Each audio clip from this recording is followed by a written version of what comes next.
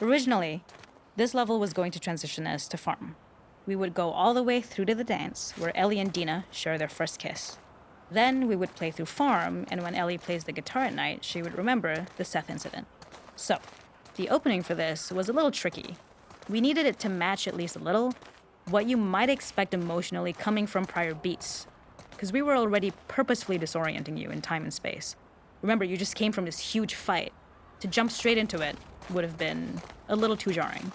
After some back and forth, we rooted it in Ellie's nerves, calling back to her hands shaking in the theater. But this time, for a much more innocuous reason we'll find out later. She's nervous because she has a crush on Dina, who is the only reason why she's here at the dance. Something we really wanted to do was highlight the way their lives had turned upside down since she went down this path. We had this idea of recontextualizing all of our usual gameplay mechanics that were designed for really violent ends. The workbench, door bashes, throwable weapons, and even the infected, which is my personal favorite. Peppered throughout the level are moments of levity or shared history, all the while seeing how happy and mundane they all were before her huge revenge odyssey.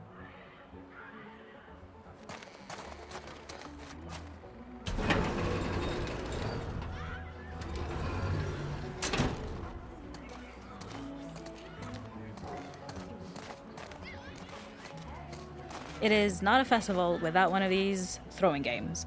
This one, of course, uses our throwable system where you're often chucking explosive things or stunning things, but for a more wholesome purpose, although some people take this game really seriously. A fun aspect of this is if you did well, you could win a toy here. Ellie would place it in her pocket. If you had done this, you'd find the toy with JJ, the baby, later back at the farm. When we cut this, the toy made it through anyway because it was so cute. It is the same one you see on the tractor at the farm. Ollie the elephant.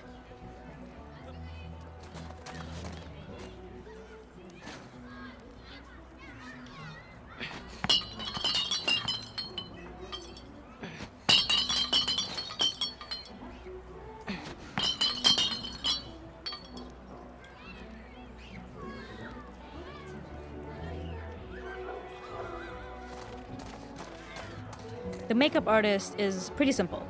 It's one of those little in-game scenes we peppered in to make it feel like Ellie had roots in the town. Hallie, our writer, mentioned that in her mind, an ex-girlfriend of Ellie's tattooed her arm to cover up her scar. So we figured this might be the only time you get to see that. We wanted to hint at it and allude to it and make it feel like there had been so much more that had been happening and so much more that Ellie threw away.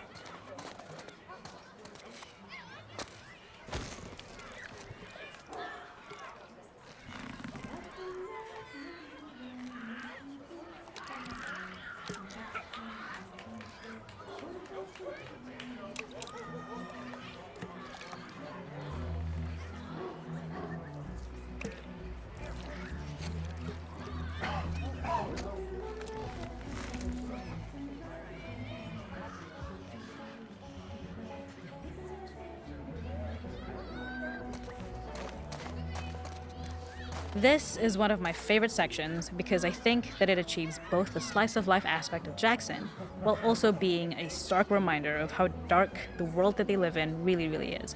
To attract attention and curiosity, one of the kids was supposed to make this adorable, messed up little clicker impression, and the others would giggle. We tried a version where if you got close enough, the kid might try and follow you a little before turning back. Since clickers are blind and move by echolocation, for this game of messed up tag, Ellie must close her eyes and listen for when the children give themselves away. The thought was that these kids are in relative safety. They still grow up with the dangers of clickers and runners, and all those lessons would embed themselves in the games that they play. When the festival got cut, they tried to preserve this moment and move it to the front of the game where the snowball fight is, as a tutorial. However, being in the headspace of a clicker doesn't really teach you how to deal with them. Eventually, it evolved, and they instead made the snowball fight, which was, I think, way more effective. For me, it's character illuminating that not only does Ellie know this game, she plays along. There's a familiarity with the kids that's really nice to see, especially because it's such a difference from the Ellie we see later, who has a sort of hollow normalcy that she's trying to get with JJ, but kind of fails.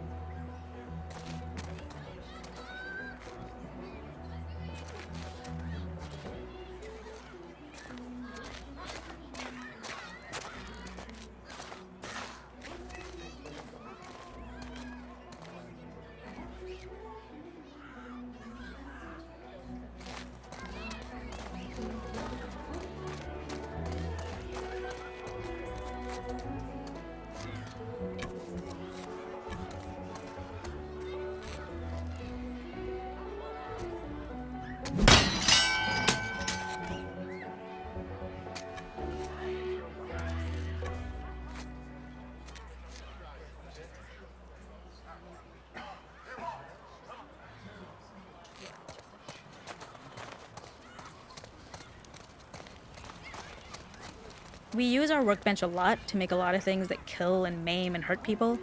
Here, we had the silly idea of using the same feel, harkening back to the same animations, using the exact same UI to instead fix a drink.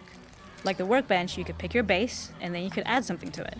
And at the time, we had some different reactions from Ellie based on how strong you chose to make the drink.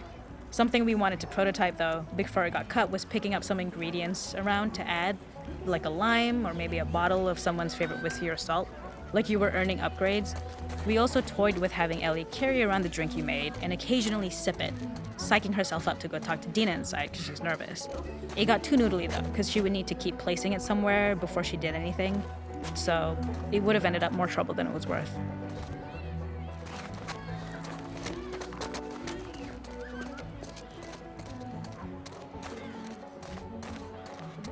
There's a hidden spot at the back that was just a bit of fun. It was highlighting Jackson's normalcy with something we would find in a real world. In the back, you would find teenagers finding some alone time with each other in a dark corner of a party. It was rewarding the player for peeking into a hidden corner, but ultimately redirecting them back to the festival. We also had versions of them smoking weed here, despite Maria's consternation, probably having gotten it from Eugene.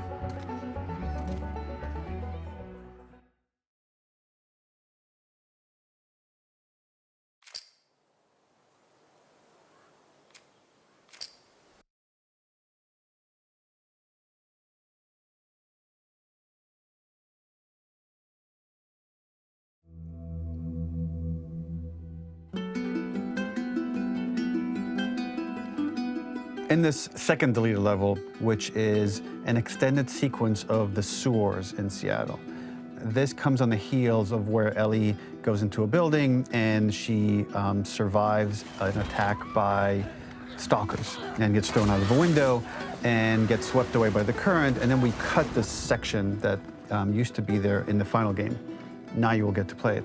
So this was a way to get a bit more interesting puzzles, interesting traversal, figure out how Ellie can navigate the sewers with the fighting current.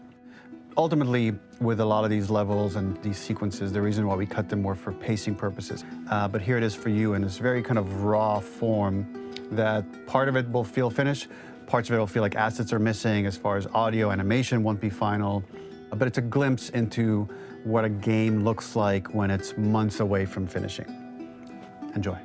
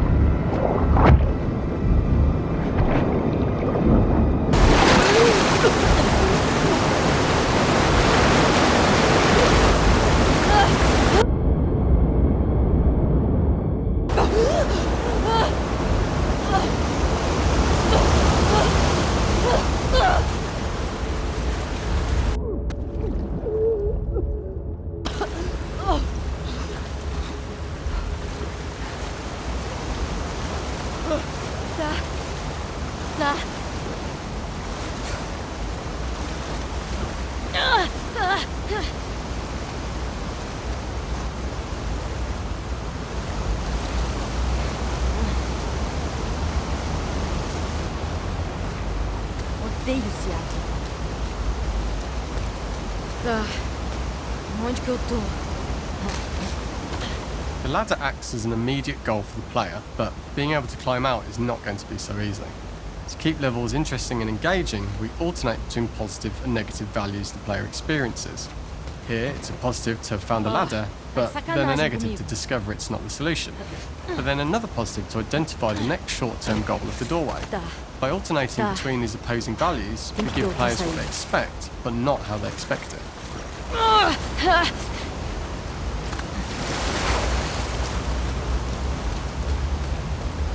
This level, internally known as Fine Nora, was quite long in duration as we had to make Ellie traverse a far distance to the opposite side of downtown Seattle. The sewer section was originally longer than what we released the game with, approximately 10 minutes more. This was one of the few areas of the game that used water flow as part of a traversal puzzle. The player has to go upstream to use the current to get to the platform to reach the other side. When players reach the doorway and enter into the room, they're faced with a dead end. The real reason for this dead end room is that on the reversal when exiting back out of the doorway, players are faced with the route onwards.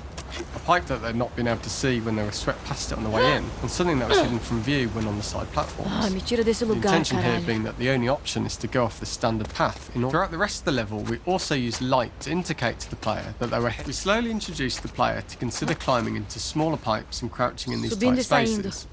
This is to we added a tiny space just to reward the player's exploration. We love the idea of making Ellie prone through a tiny dirty pipe in order to get out, as it was a great opportunity to use our prone mechanic. The unique camera setup was created to support crawling in these pipes, as the standard prone camera is much higher above the player. We also created custom collision in order for Ellie to manoeuvre in these tight spaces easily. Initially, the oblong collision capsule around her character caused issues crawling around corners. We put extra effort into the custom corner collision, so the movement experience is as smooth as the main game. Que se foda o universo.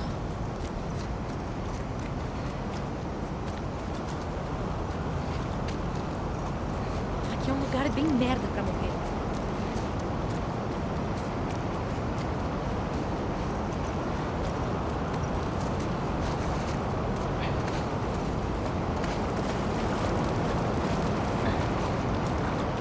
Merda.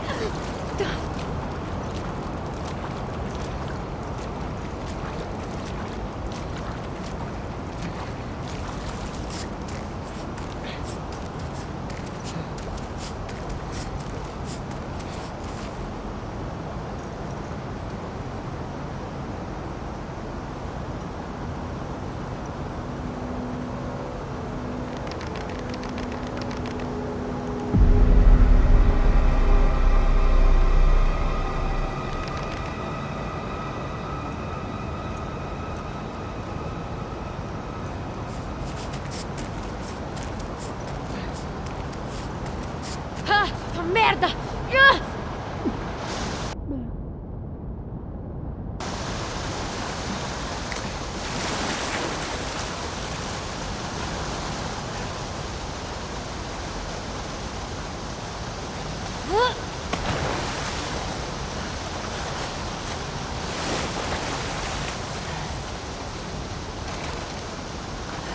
For the final section, we eventually opened you out into a wider area as you traverse through such tight spaces leading up to this.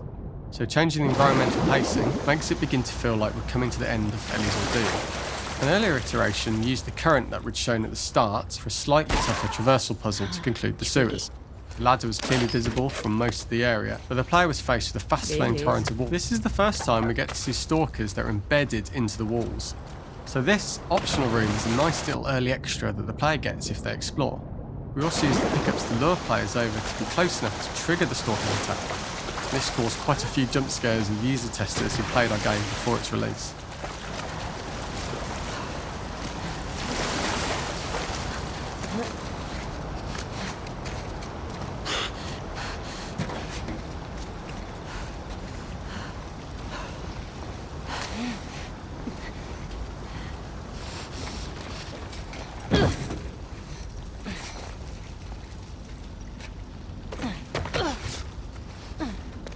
The last ladder climb is quite lengthy, and although we could have trimmed it down to a shorter climb, we liked how this last segment of the journey built anticipation for whether there was success at the top or not after all you've been through. Ultimately, the ladder exits out into the subway station, which is how it connects in the final game.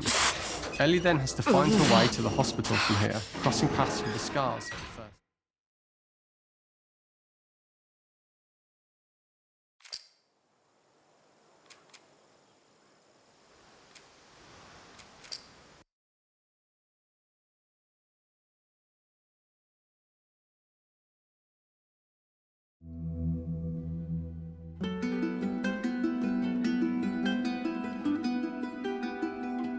For this third and final deleted level, what we call the boar hunt sequence, this was a sequence pretty late in the game. It was right after the whole Seattle Abby sequence where Abby spares Ellie.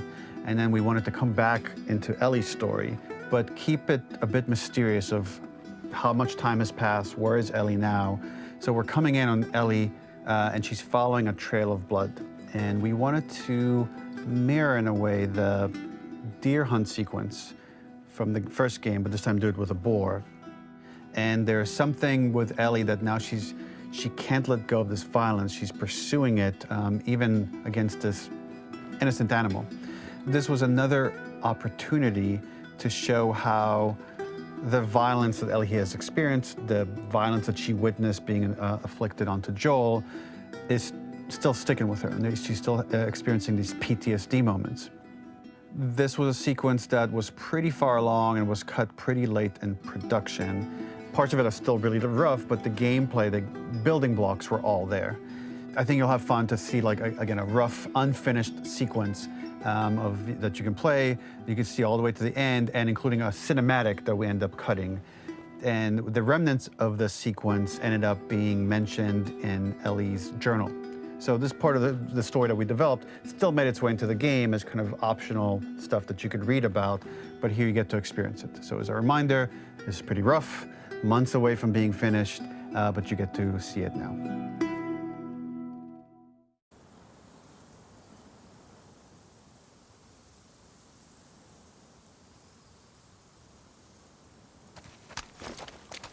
Cadê você?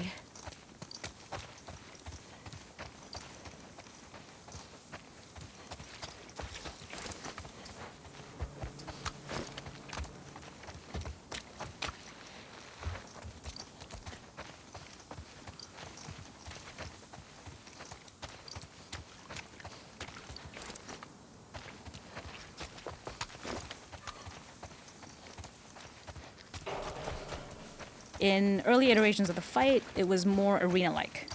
The player slowly whittles down the boar's health. Ellie gets more visceral and more vicious. We get a little worried about her. As the boar gets weaker, more panicked, more feral, and we start feeling sympathetic to the boar, was the hope. In all of these iterations, especially of these wider areas, it required custom AI and scripting to make sure it continued to feel organic as an animal, but we really needed it to do specific stuff. It needed to be able to close distances really, really quickly.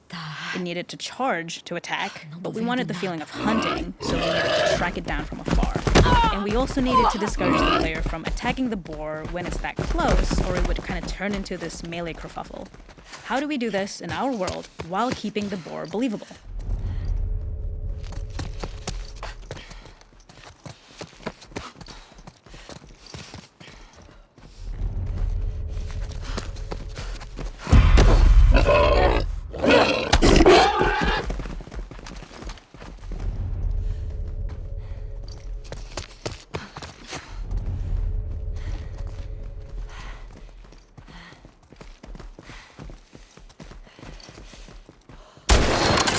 Te peguei.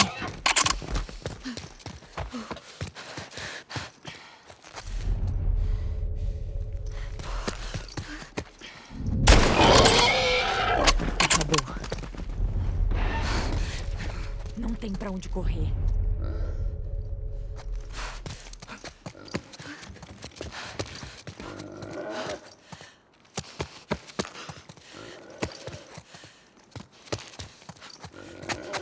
The boar kill was supposed to be anything but glorious.